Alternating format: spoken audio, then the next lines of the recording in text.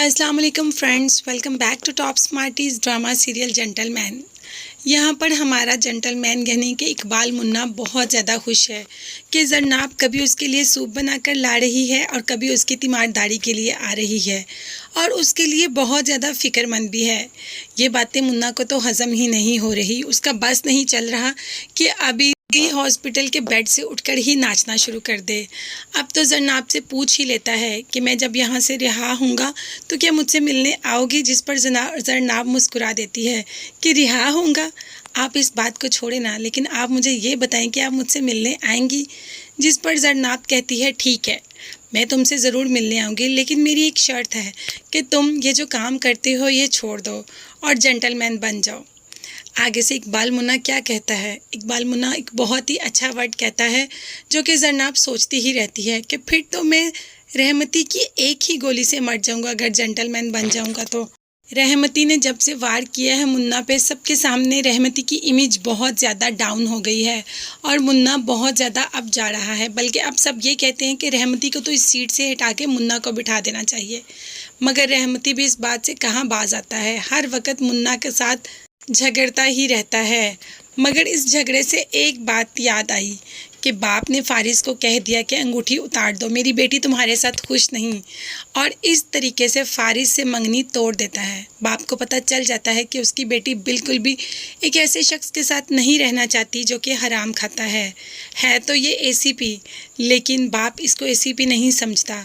जो हराम खाना शुरू कर दे फिर वो गवर्नमेंट का मुलाजिम किस चीज़ का हो गया, वो तो फिर कुछ और ही करता है। फारिस ने अंगूठी क्या वापस की, मिफ्रा तो फारिस के पीछे ही चली गई, पड़ गई बल्कि, और कहा कि तुम्हारी मंगेतर ने एक इतना अच्छा हैंडसम जेंटलमैन छोड़कर एक ऐसे इंसान के पीछे भाग रही है जिसका कोई करियर ही नहीं, जिसको कोई इज्जत की निगाह से देखता ही नहीं। वाह क्या लड़की है, मुझे तो इससे मिलना ज़रूर चाहिए। और अब मंगनी टूटने के बाद उससे मिलना चाहती हूँ और देखना चाहती हूँ कि वो कैसा फ़ील करती है। तो जरनाब तो बहुत अच्छा फ़ील कर रही है, पहुँच जाती है जरनाब के पास और जरनाब जवाब देती है कि मैंने बहुत मोहब्बत की फारिस से 8 साल तक, मगर उसने मेरी मोहब्बत में मुझे धोखा दिया और मैं किसी ऐसे इंसान के साथ नहीं रहना चाहती जो मुझे धोखा दे। तो मिफ्रा क्या कहेगी? मिफ्रा यही कहती है कि अच्छा, माफ़ भी करती हो और सज़ा भी पूरी देती हो। फारिस को तुमने माफ़ भी किया और उसको सज़ा भी दे डाली। मुस्कुराती है जरनाब और चुप कर जाती है। मिफ्रा को अपना जवाब मिल जाता है कि उसने फारिस से मंगनी क्यों तोड़ी। मगर यहाँ पर एक हैरत की बात यह है कि नेक्स्ट एपिसोड में हम देखेंगे कि रहमती मुन्ना से मिलने के लिए हॉस्पिटल पहुँच जाता है और जैसे ही जरनाब को ये बात पता चलती है कि रहमती हॉस्पिटल पहुँच गया तो भाग कर आती है रहमती के पास और कहती है कि मैं तुम्हें मुन्ना से मिलने की इजाज़त बिल्कुल भी नहीं दे सकती। पहले तुमने उस पर वार किया, वो बहुत मुश्किल से बचा है और अब मैं नहीं चाहती कि उसको कुछ भी हो। रहमती जो कि मोहब्बत करता है जरनाब से, उसके मुंह से मुन्ना का लफ्ज़ सुनकर, मुन्ना का नाम सुनकर बस नहीं चल रहा था कि अभी जरनाब को कुछ कर दे। खैर जरनाब जैसे ही मुन्ना के पास पहुंचती है तो मुन्ना कहता है कि एक बार रहमती को अंदर आने दो, मैं भी तो देखूं कि मेरे पे वार करके कैसा फ़ील कर रहा है।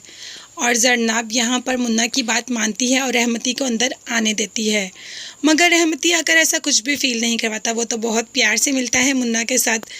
अब रहमती भी थोड़ा सा ख़तरा फ़ील कर रहा है क्योंकि सारे प्रेसिडेंट्स वगैरह ने रहमती को सीट से हटाने का फ़ैसला कर लिया, जिसकी भनक पड़ गई रहमती को, इसीलिए मुन्ना के साथ थोड़ा नाइस बिहेव कर रहा है। तो फ्रेंड्स, आगे आने वाली एपिसोड्स का किसको इंतज़ार है? कौन चाहता है कि जरनाब और मुन्ना एक साथ हों? मुझे कमेंट्स में ज़रूर बताइएगा। इसके साथ साथ मेरे चैनल को ज़रूर सब्सक्राइब कीजिएगा। अपना बहुत ज़्यादा ख्याल रखिएगा और मुझे भी अपनी कीमती दुआ में याद रखिएगा। नेक्स्ट वीडियोज़ तक के लिए अल्लाह हाफिज़, बाय बाय, टेक केयर।